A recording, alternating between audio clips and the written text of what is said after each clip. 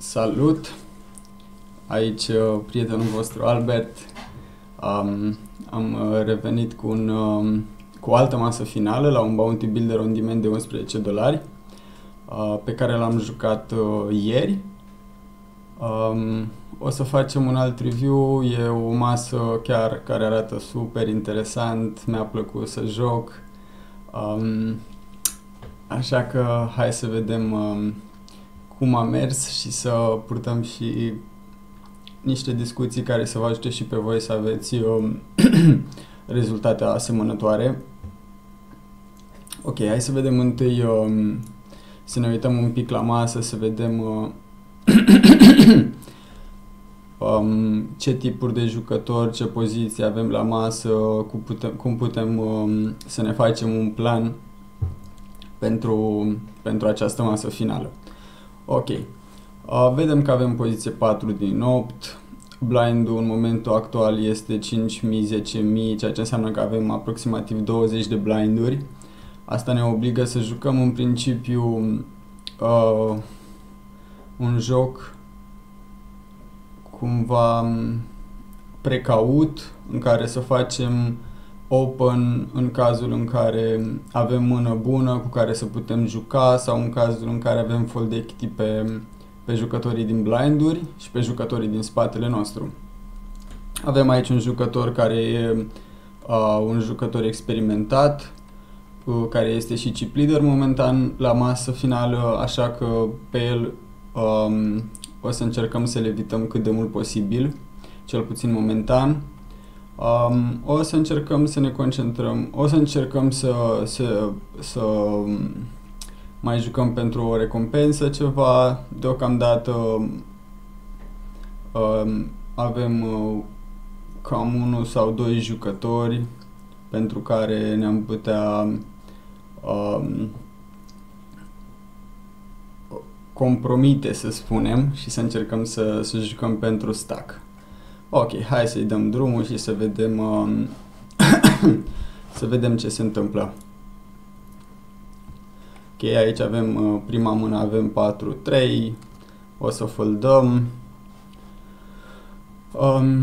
și o să dăm în față. După cum vedem, Farius a jucat extrem de mult în cele 155 de mâini pe care le avem cu el și o să joace și în continuare pentru că el este chip leaderul actual. Avem 7 opții din Big Blind și în momentul ăsta cu 7 opții, dacă el sau el de aici o să dea all-in și suntem doar noi de luat o decizie, o să dăm și call cu 7 opții. Lucru care s-a și întâmplat. Maxim eu l-a dat all-in. În momentul ăsta putem să facem și un calcul simplu ca să vedem dacă avem un call profitabil aici cu 7 off-seated. Și o să aducem calculatorul și facem în felul următor. Noi trebuie să punem în pot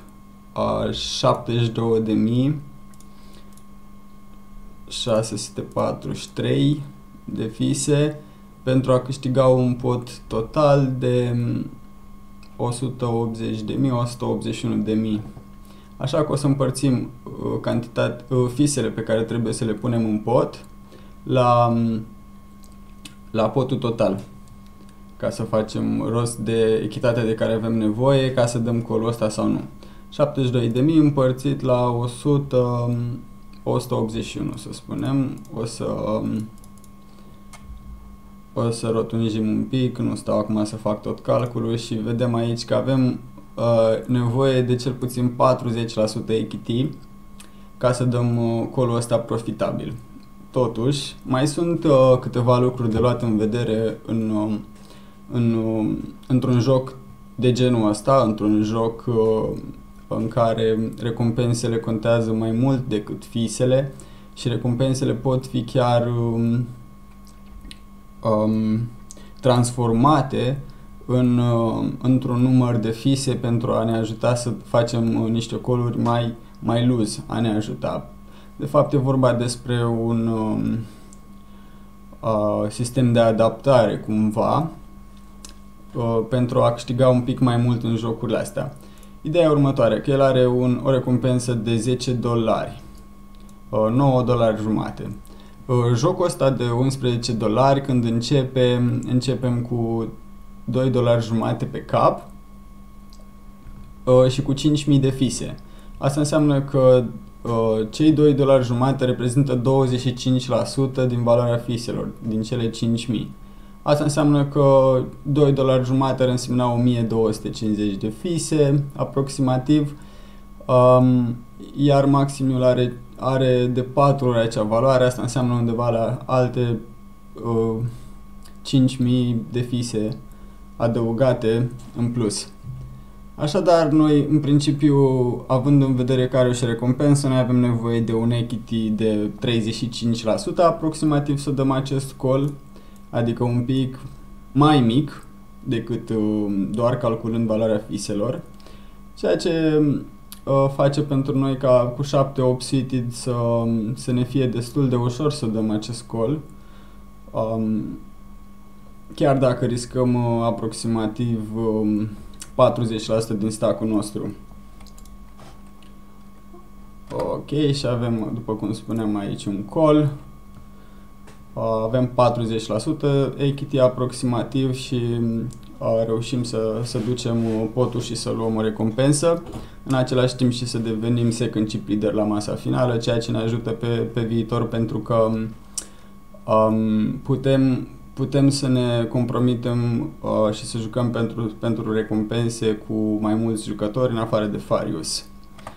Ok, să vedem aici, avem 5-4 suited, dacă Farius face open o să dispărem din peisaj, easy fold aici. Mergem mai departe.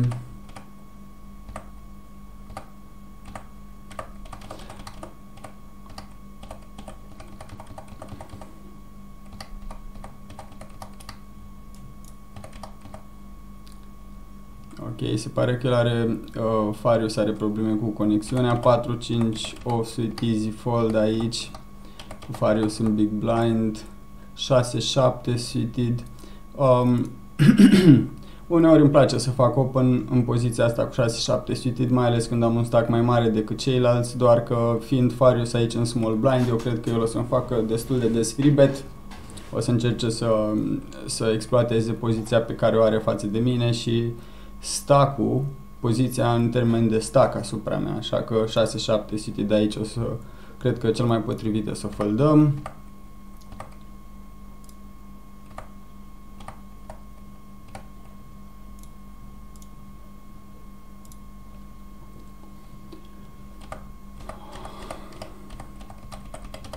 Farius din nou are probleme cu conexiunea, 6-4 din nou fold, aici 9-5 easy fold.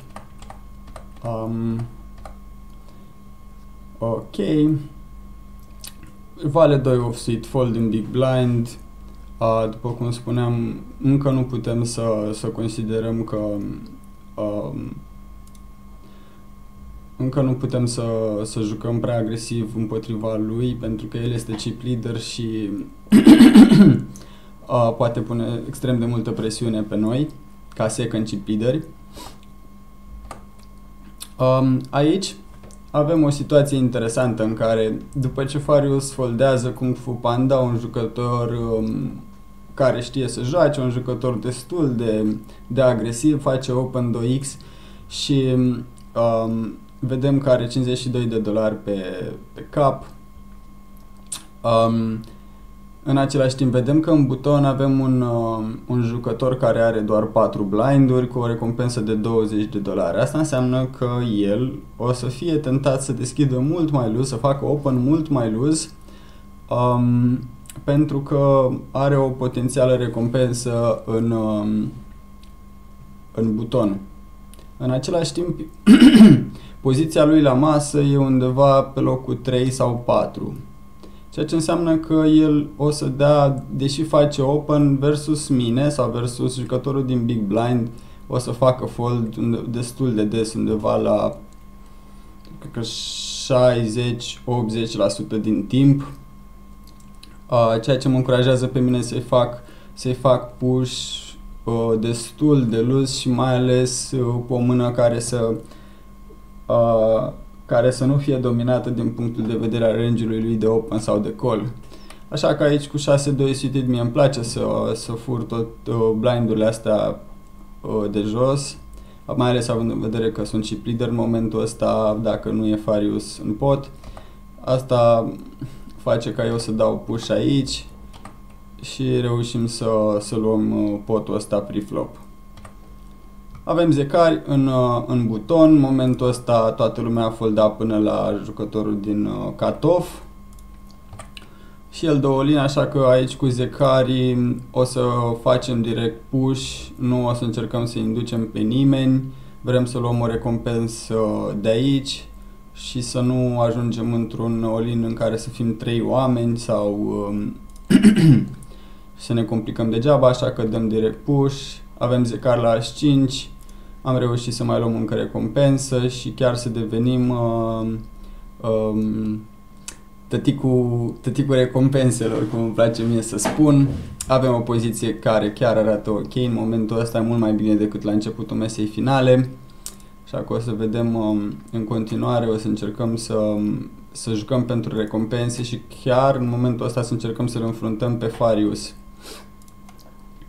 Avem As6 aici, dacă am fi fost first in am fi făcut open, dacă el ar fi dat push am fi făcut open fold, evident, dar în momentul în care el deschide 2x în 13 blinduri stack, o să foldăm As6 easy, fără niciun fel de probleme și 8-2 aici, easy fold. După cum vedem, el a deschis, a făcut un open destul de mare, care e aproximativ un all-in și Farius face re-steal, face push all-in. Deci nu cred că greșesc când spun că trebuie să am grijă cu Farius, pentru că o să joace agresiv, având în vedere că este chip leader-ul. Și el dă call cu As-damă, Farius a avut vale, damă, seated și Farius pierde un pot. Aici am foldat 2-6. Avem damă, popă, offsuit în big blind, o mână cu care joacă destul de ok, o mână cu care aș fi dat call și lui, aș fi dat call și lui Kung Fu Panda, mai ales pentru că are $52 în recompensă, o recompensă care mă atrage destul de mult și chiar și lui, tuturor le-am fi dat, numai lui și lui am fi, dacă ar fi dat push, de altfel am fi jucat oricum în asta. Și să vedem în buton, Kung Fu Panda se gândește și dă all-in. Cam cu ce range aș da aici call? Aș da call aici cu perechile de la 5 ari, nu, de fapt aș da cu orice pereche. Deși cred că în range-ul lui aici când dă push intră în... de fapt o să aibă orice pereche el când dă push aici, de la 2 ari până la aș. Poate aș iar face open, poate aș sau pop ar face open, deci excludem aș sau popi. As pop ar da totuși push, ar da push de la as 2 seated, as 7, 8 offsuit să spunem ar fi dat push, poate chiar și as 5 offsuit. Popă 10 suited, popă 10 offsuit, popă valet, valet damă, 10 valet suited, deci cred că sunt un număr destul de multe de mâini pe care le și domin, sunt și dominate în anumite cazuri, dar cred că aici în principiu cel mai des am un flip pe termen lung. Și acum să fim serioși, având în vedere că eu, dacă facem calculul de fise, trebuie să punem 172.000 într-un pot de 400.000 aproximativ, ceea ce înseamnă că avem nevoie de un equity de 43-44%, tot cu recompensă avem nevoie de un equity de 40% să dăm call-ul ăsta, așa că mi se pare easy call. Și asta și facem. Avem un flip, el are 3 iar noi avem damă popă, ne intra popă pe flop și am reușit să ducem. Și în momentul ăsta avem o mână și mai bună în small blind și o să se întâmple ceva ce nu cred că m-aș fi așteptat și nici nu știu dacă am văzut vreodată. Farius se gândește și face all-in pre-flop. Ceea ce e destul de ciudat pentru că nu m-aș fi așteptat să facă un all-in atât de mare, are 40 și ceva de blinduri el, deși efectiv el riscă 40 cu mine, el are vreo 20 și ceva, aproape 30 de blinduri, deci nu știu, mi se pare o mișcare pe care nu aș recomanda-o cu chiar nimic, adică nu aș recomanda să dai all-in aici cu niciun fel de cărți, niciun fel de range. Evident, cu popi nu avem la ce să ne gândim, mai ales pentru că nu cred că singura mână care ne domină aici sunt ași, nu cred că ar face vreodată push cu ași aici. Asta înseamnă că, nu știu, avem un 80% aproximativ equity versus range-ului de push aici, așa că nu avem la ce să ne gândim, easy call. Și ce e și mai interesant e că și maj 19 se hotărăște să dea call și are zecari, as popă și noi avem popi. Am pornit, să vedem cu ce equity am pornit pre-flop. Practic avem un pic mai bine de 55% versus 2 oameni, avem recompensă și cred că undeva la 70% din fisele totale ale jocului. Ok, și din fericire ducem cu popii, reușim să mai luăm o recompensă și să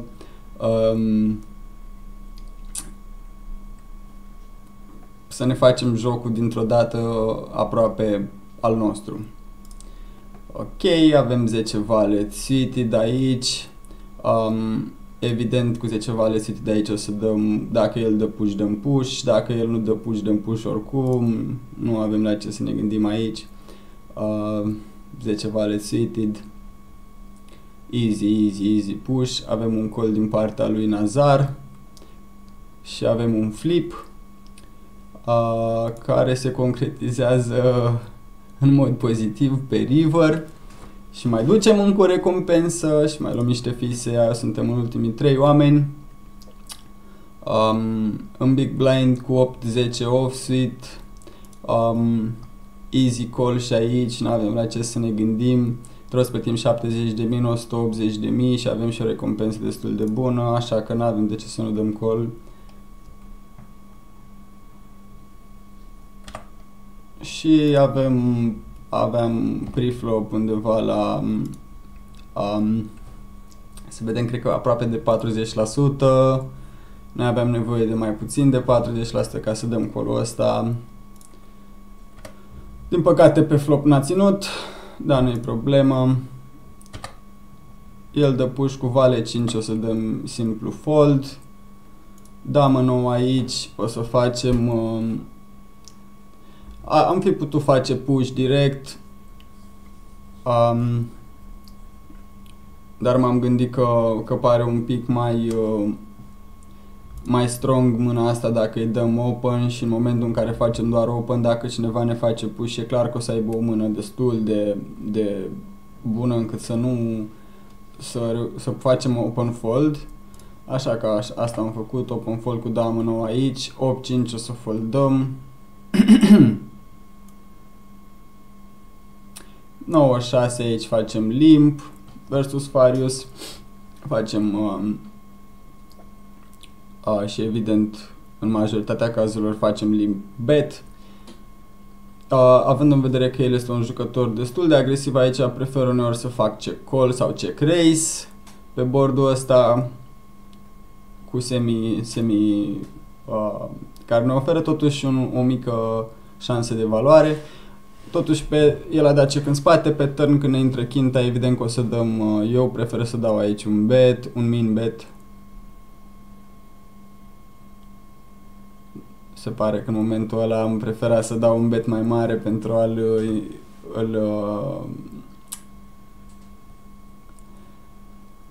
îl încurca pe Farius, pentru că erau și multe draw-uri pe acolo și am și putut lua valoare de pe o grămadă de tipuri de mâini.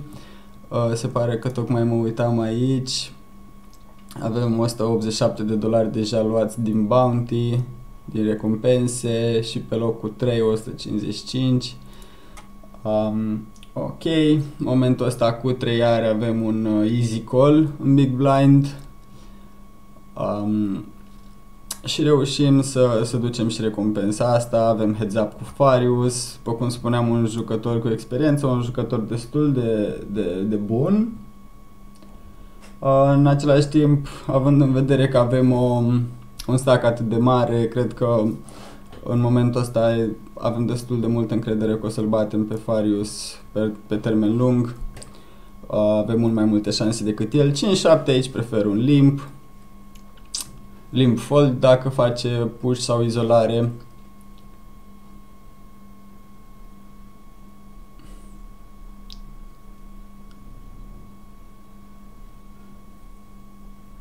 (5-7) aici easy fold.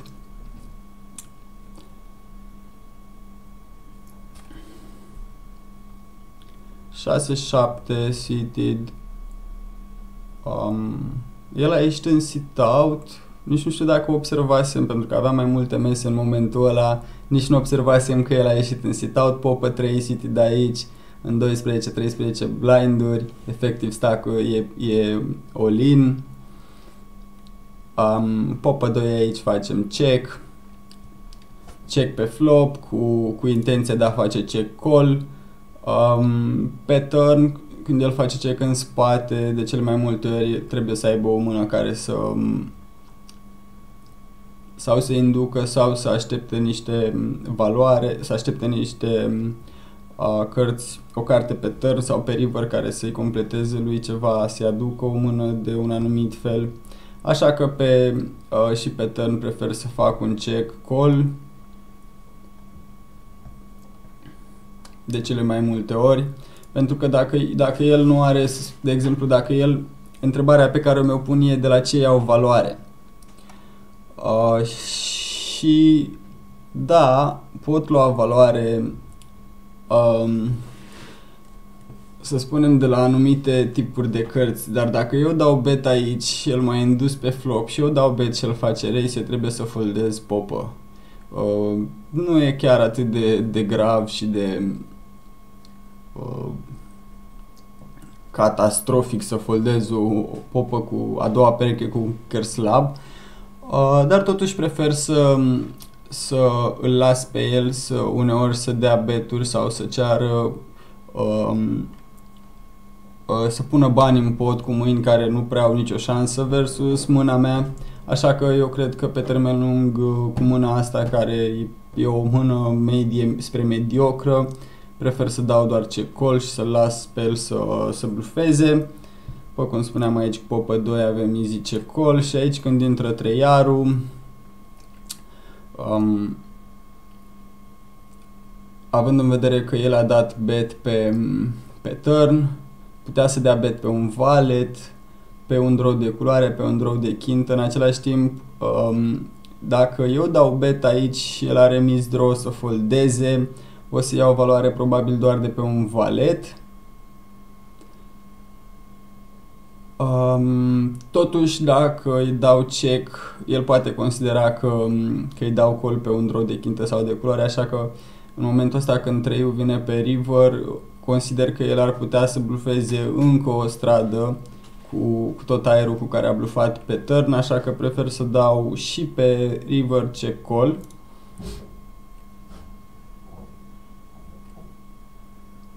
Și Farius, din câte mi-aduc aminte, a făcut check în spate și a avut o mână destul de slabă. Aici cu 5 ari avem easy push, a avut 2-4, easy push cu 5 ari, în câte blinduri are el, aproximativ 10 blinduri, 9 blinduri, așa că avem easy push, el dă call și are aș și reușește să dubleze. 7, 2 offsuit, nu o să încercăm să facem nimic cu mâna asta. Damă 8 o să facem un limp bet de cele mai multe ori. Uneori pot să fac și check în spate aici pentru momentul în care el se gândește să facă check raise cu un draw sau cu o pereche slabă și eu trebuie să foldez damă 8. În același timp, dacă dau un check în spate, e posibil ca o carte de pe turn să-mi îmbunătățească mâna și în felul ăsta să pot să-i dau call când el dă bet pe turn. Aici când intră un valet și el dă check, îi dau eu un min bet.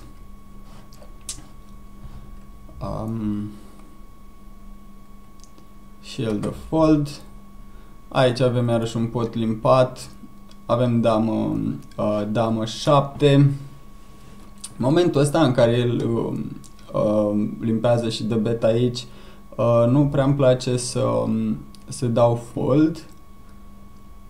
În momentul ăsta, cred că cel mai mult îmi place aici să fac un race undeva la 48.000, 45 până la 50.000 îmi place să fac în momentul ăsta.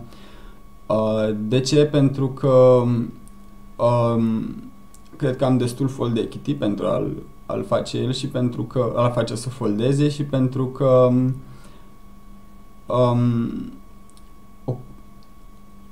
chiar dacă îmi dă doar, să spunem că îmi dă doar cold, eu încă am niște cărți, destul de multe cărți pe turn care să-mi îmbunătățească mâna și să continui să blufez. Deci cred că asta e una dintre singurele mâini de semi-bluff cu care fac race aici, check race.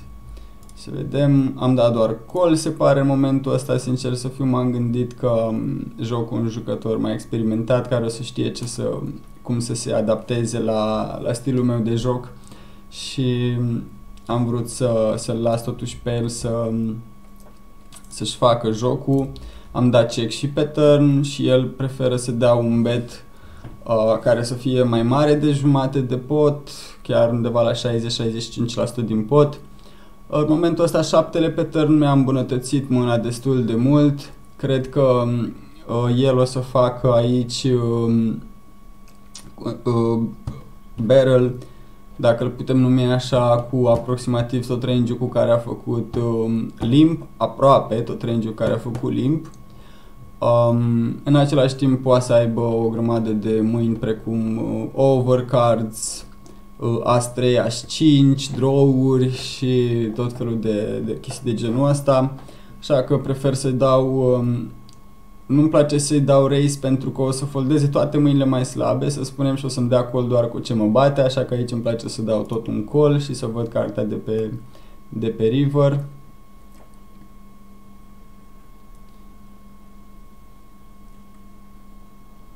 Și cartea de pe river este un 10.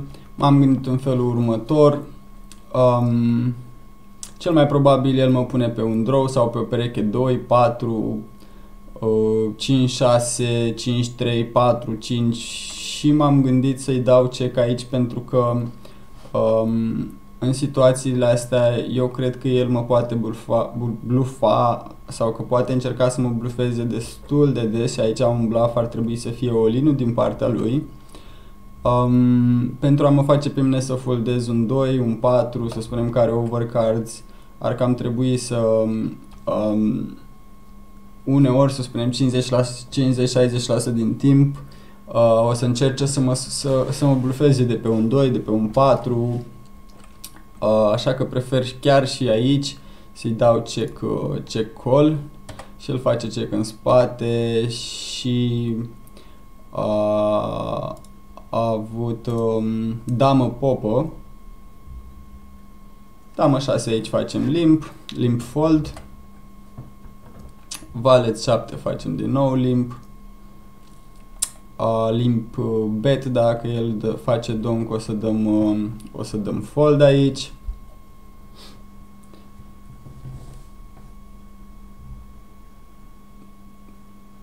Fold 3-8 suited. Îmi place să mai mixez uneori, să mai fac și eu cât un open. as valid dacă el dă push fac call, dacă face open fac evident vreau să mă bag limp cu as valid. Și cred că aici cel mai ok ar fi să fac o izolare pentru că o să fac uneori chiar și cu mâini mai slabe limp push. Pătrare aici facem direct push în cele 14 blinduri effective stack. 6-2 offsuit facem un fold. Damă 6 suited. Dacă el dă push direct o să facem fold aici. As 6 facem push în 12-13 blinduri effective stack.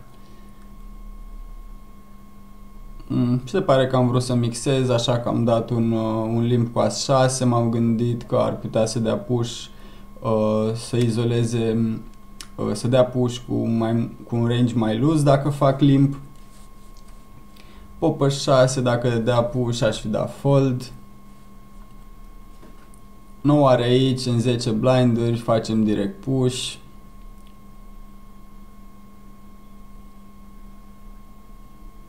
Și el ne-a dat call și data asta a avut popi, așa că a reușit încă o dată să se dubleze. Damă 3, check. Da, e cumva neașteptat faptul că heads up-ul ăsta durează atât de mult. Popă 9 aici, n-aș fi vrut să fac open fold, așa că dau limp call dacă mă izolează. Și teoretic limp call aici ar fi cea mai bună idee, dar că m-am gândit să o mixez puțin, așa am dat limp push cu popă 9 în aproximativ 20 de blinduri. Și din păcate, încă o dată nimerim într-o mână monstru. A avut prima oară, eu am avut 5 iar el aș, a doua oară am avut 9 iar el pop și a treia oară popă 9 la pop, deci a fost constant alimentat de mâini foarte bune. Și din fericire pe flop prind o ectate destul de bună cu pereche și draw de culoare, dar nu reușesc să duc aici. Și în momentul ăsta ne cam echilibrăm stack-urile. As 8 aici îmi place să fac izolare. Aproape de 4x. Popă vale facem open.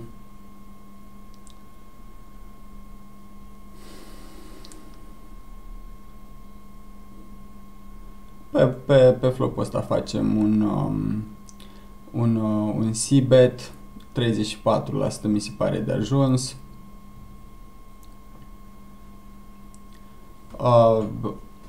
Și când mâna noastră se concretizează, ce s-a întâmplat? Da, se pare că e posibil să fi înregistrat doar până aici. Nu reușesc să-mi dau seama, am jucat pe 17. Astăzi suntem pe 18, deci 17 a 3-a 2020.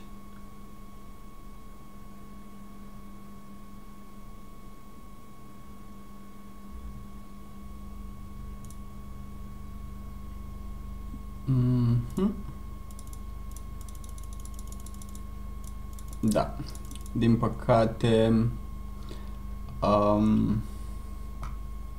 înregistrarea mea nu mai funcționează. Nu înțeleg de ce, să văd dacă reușesc să deschid cu un alt program.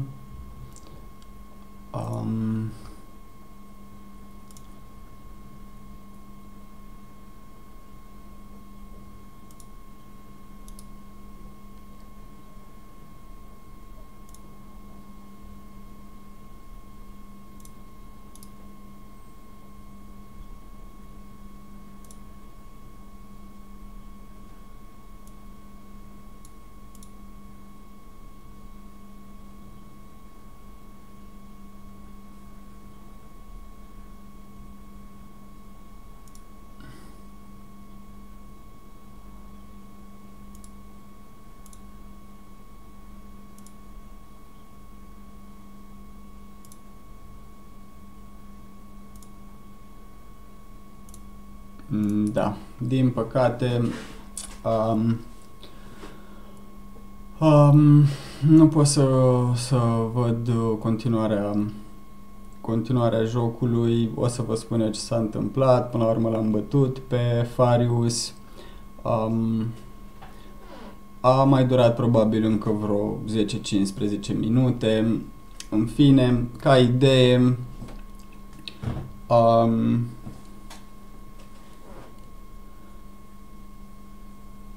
în tipul ăsta de jocuri bounty buildere care sau progressive knockout, în jocurile în care recompensele ocupă o foarte, foarte mare importanță, de exemplu în jocul ăsta la locul întâi, din fondul de premii luam doar $260, dar am luat în total vreo 750, ceea ce înseamnă că am luat dublu din fondul de premii al recompenselor. Asta înseamnă că e super, super, super important să jucăm un pic mai agresiv, să jucăm un pic mai multe mâini pentru a aduna mai multe recompense pe termen lung și pentru a câștiga mult mai mulți bani în momentul în care luăm locul întâi. Ceea ce înseamnă că e nevoie ca noi să ne adaptăm dacă vrem să jucăm tipul ăsta de jocuri. Majoritatea jucătorilor care au rezultate bune la Bounty Builder sunt jucători un pic mai agresivi. Sunt jucători care luptă în fiecare pot, sunt jucători care luptă pentru majoritatea recompenselor. Dacă ați mai văzut mese finale de ale mele din alte bounty buildere sau jocuri progresiv KO, ați observat probabil lucrul ăsta, că joc foarte agresiv la masa finală, joc în funcție și de stack, evident. Dacă sunt chip leader trebuie să joc așa și oricum știu că asta e cel mai profitabil joc și de asta o fac. Deci vă urez, nu știu, să vă uitați la cât mai multe videouri de genul ăsta înainte să vă apucați să jucați progresiv KO, bounty buildere, pentru că e un cu totul alt câmp de bătălie, să spunem așa. Uneori iese măcel, uneori te joci o lină aproape orice fel de, aproape 2, 3, poate 5 mâini la rând o să joci o lină și o să vezi că e un pic greu să-ți păstrezi firea stabilă și să nu te superi, să nu arunci cu fise, să nu fii afectat emoțional de ceea ce se întâmplă la mese. Deci cumva cred că trebuie să te gândești destul de bine înainte să te apuci de tipul ăsta de jocuri. Trebuie să te gândești destul de bine dacă ești pregătit emoțional pentru ele, pentru că swing-urile sunt destul de mari și în același timp o să ai destul de multe flipuri și situații la mese în care va fi destul de greu să reacționezi într-un mod care să fie profesionist și să lași deoparte emoțiile și să ai grijă să nu te afecteze. Ok, bine.